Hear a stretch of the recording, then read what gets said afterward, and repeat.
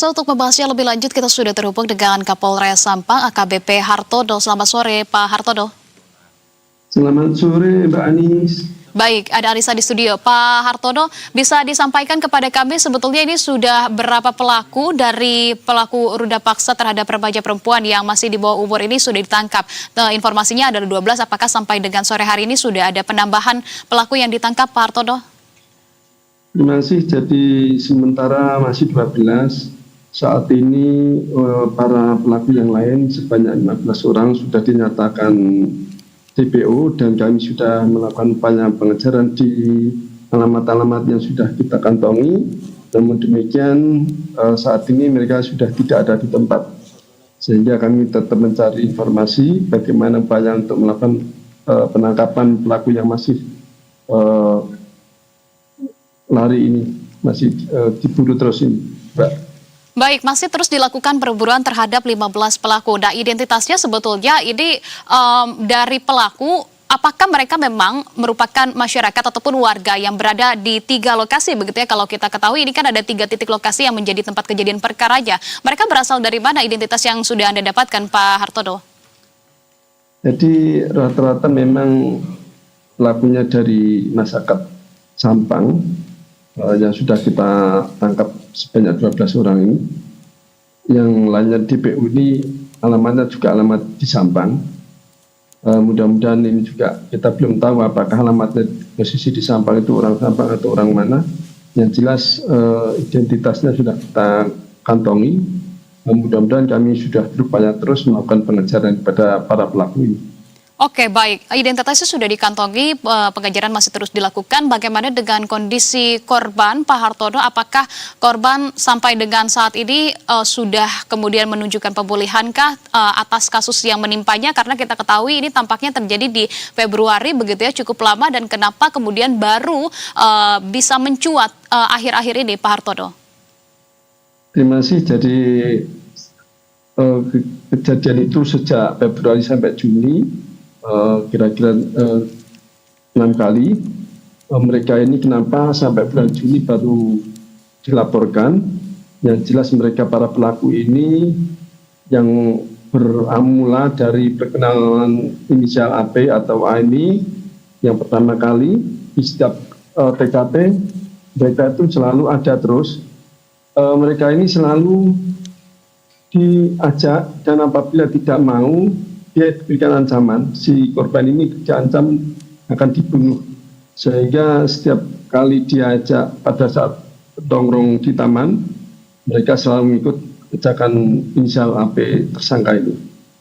Baik, Pak Hartono, saya ingin membuat clear terlebih dahulu. Ini kalau kita bedah begitu ya, ada 3 titik lokasi. Sebetulnya dari 3 titik lokasi ini tidak terjadi dalam waktu bersamaan, Pak Hartono, dan juga tadi Anda sampaikan 6 hari atau seperti apa sebetulnya kejadiannya, artinya kejadiannya berbeda-beda begitu, Pak Hartono? Beda-beda, jadi 6 kali itu dilakukan di semak-semak 3 kali, yang 2 kali atau yang 3 kalinya di dekat rumah dan ada di rumah juga. Jadi dilakukan di TKP-nya berbeda-beda.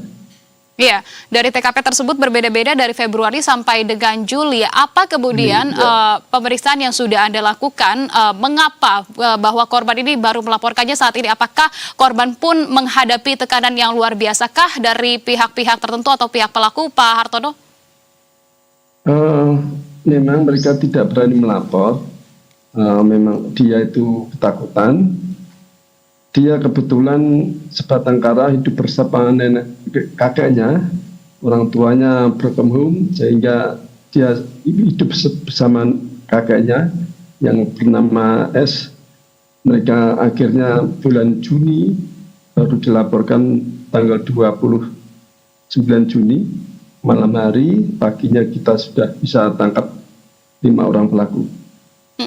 Oke, Pak Hartono, saya ingin memastikan dari kondisi korban, apakah korban juga mendapatkan perlindungan khusus, Pak Hartono? Terima kasih. Korban saat ini kita bekerjasama dengan Dinas Sosial, pemerintah daerah, dan Badan Bapasnya pemerintah daerah. Dan besok Senin akan dilakukan pemeriksaan di Rumah Sakit Bayangkara sekaligus pemeriksaan psikiaternya. Baik, pendampingan terus dilakukan juga begitu ya. Terakhir Pak Hartono, kalau berdasarkan dari pihak-pihak ataupun pelaku yang saat ini sudah ditangkap oleh pihak polisian, keterangan yang mereka sampaikan sebetulnya siapa otak dibalik dari ruda paksa terhadap remaja perempuan ini, Pak Hartono?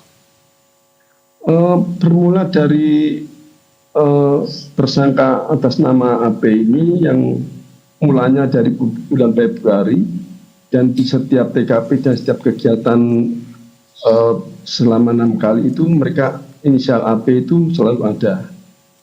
Ini yang mendalangi kegiatan tersebut atau kejadian itu.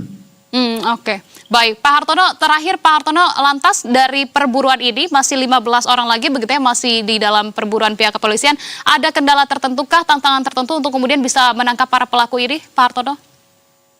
Sementara karena mereka tidak ada di tempat, alamat-alamatnya sudah kita kantongi.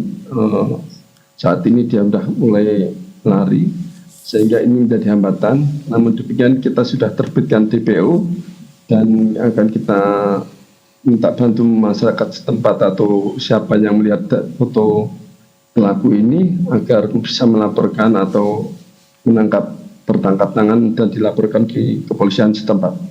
Baik, kalau begitu kami kawal jalannya kasus ini, Pak Hartono. Kita harapkan bahwa pelaku dapat segera ditangkap dan dapat segera diadili. Terima kasih atas informasi yang sudah dibagikan di Berita Satu Sore. Salam sehat selalu Pak Hartono, selamat sore.